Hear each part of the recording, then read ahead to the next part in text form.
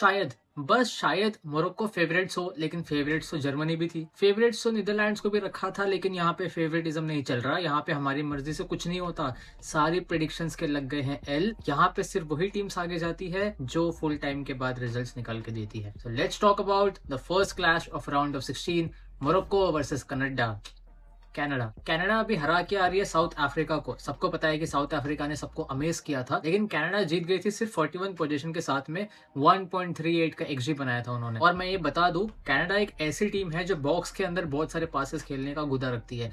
12 shots लिए total मिला के इनके प्रीवियस वाले गेम में, और 7 ऑन टारगेट थे। और जैसे मैंने कहा, इनकी बॉक्स प्रेजेंस बहुत अच्छी थी।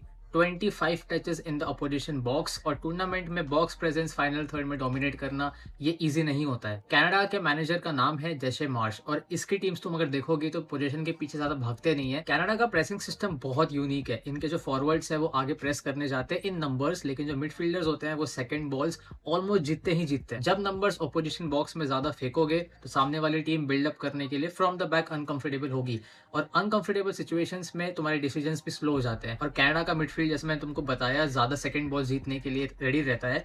अगर एक गलती हुई तो ये तुमको पनिश भी करता है। And a very good news for Canada, इनका Alphonso Davies the running machine is fit to play. थोड़े मिनट्स मिले थे उसको प्रीवियस वाले मैच में, लेकिन उसको कंप्लीटली फिट होना पड़ेगा for round of 16 clash against Morocco, क्योंकि मोरक्को भी बहुत फास्ट टीम है। उसके against Alfonso Davis you need a weapon like him. अब थोड़ी बात करते हैं मोरक्को की, इसको शॉर्ट में रखेंगे।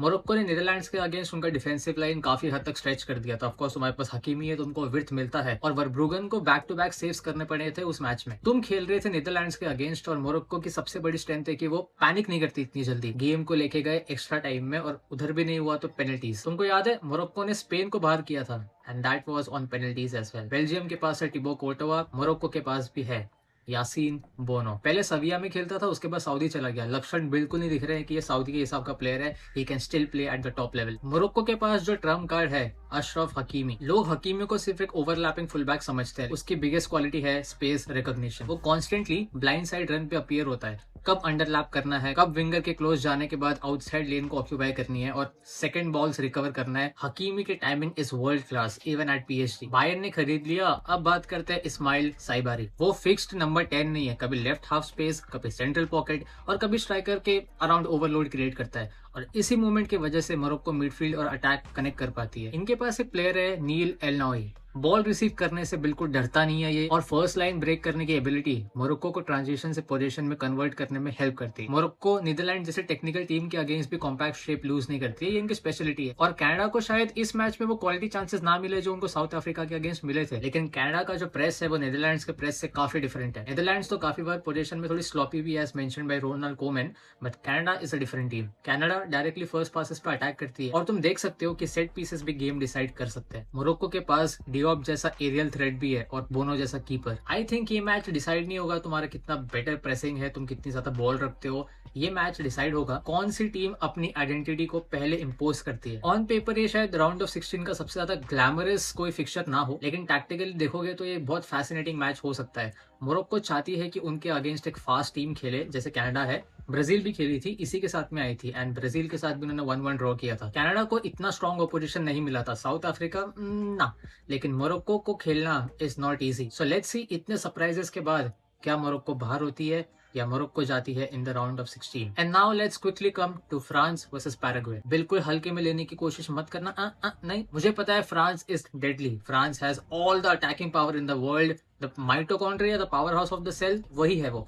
लेकिन पैराग्वे ने हराया है जर्मनी को, एंड जर्मनी आने वाली थी ये मैच खेलने के लिए। फ्रांस वर्सेस जर्मनी हो सकता था इन द राउंड ऑफ 16, बट वही बात है ना, इन कॉम्पिटिशन्स में फेवरेट्स को लेके नहीं चलना is the best thing you can do in predictions. तो सबसे पहले बात करते हैं फ्रांस की। स्वीडन के अगेंस्ट फ्रांस ने 3 गोल मारे थे, 3 बैंगर गोल्स 3.17 के एक्सजी पे। डिफरेंस था फाइनल थर्ड का एग्जीक्यूशन। फ्रांस जब अटैकिंग थर्ड में एंटर करती है तो हर प्लेयर को उसकी पोजीशन डिफाइंड होती है, वो वहीं पे रहते हैं। बारकोला विड्थ को होल्ड करता है जब वो पिच पे होता है, और ओली से इनसाइड ड्रिफ्ट करता है। वो उसी चैनल्स में ऑपरेट करना उसको पसंद है। और एम्बापे करता है लास्ट लाइन स्ट्रेच।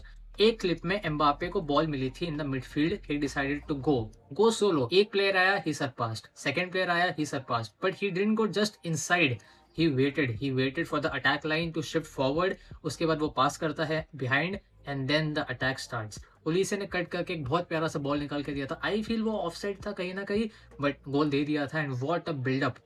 इनके जितने भी प्लेयर्स हैं जो उनके पोजीशन पे फिक्स रहते हैं, उनको तुम बॉल देके छोड़ दो, आराम करो, they will do their job. और जब वो ड्रिबल पास करके कट करके आगे निकलते हैं, then all the attackers come into picture. चाहे तुम डेम्बेले को बॉल दे दो, यू कांट एक्सपेक्ट उसके दोनों पैर चलते हैं। उसने अगर गोल नहीं मारा फॉर एग्जांपल, ओलिसे को दिया, Olise can also shoot outside the box. क्या टीम बना। एंड अगर ओलिसे ने नहीं मारा, वो एम्बापे को दे देगा। कुछ बोलने की जरूरत नहीं है, we all know the quality of Mbappe. And अब तो डेजिरे डुवे बैठा हुआ था, आई थिंक ये वाला मैच वो शुरू कर सकता है विद रायन चोकी। लोग बोलते हैं ये सिस्टम में एम्बापे डेम्बेले शाइन कर रहे हैं, एक्चुअली में इस सिस्टम का हार्ट बीट है माइकल ओलिसे। 2 असिस्ट दिए, फ्रांस को ऑलमोस्ट हर डेंजरस अटैक उसके थ्रू ही प्रोग्रेस होता है। इसी वजह से एम्बापे को रिपीटेडली रनिंग एडवांटेजेस मिलते हैं। और एक चीज तुम नोटिस करोगे, एम्बापे का रियल थ्रेट उसकी टाइमिंग ही है। वो जिस हिसाब से डिफेंडर्स को डिसबैलेंस करता है और हमेशा से करता है, it is all because of the timing and pace adds extra sugar to that. वो ऑफ साइड लाइन के शोल्डर पे इतनी देर तक वेट करता है कि सेंटर बैक्स कभी कभी कंफ्यूज होते हैं कि वो स्टेप आउट करेगा या ड्रॉप करेगा, and that makes Mbappe special. लेकिन अगर इतनी ही डेंजरस टीम है France, then what about Paraguay? How will they stop France? Germany ने मारे थे 21 शॉट्स, मतलब पैराग्वे ने शॉट्स अलाउ किए थे, एंड वो इस गेम में भी कर सकती है अगेंस्ट फ्रांस।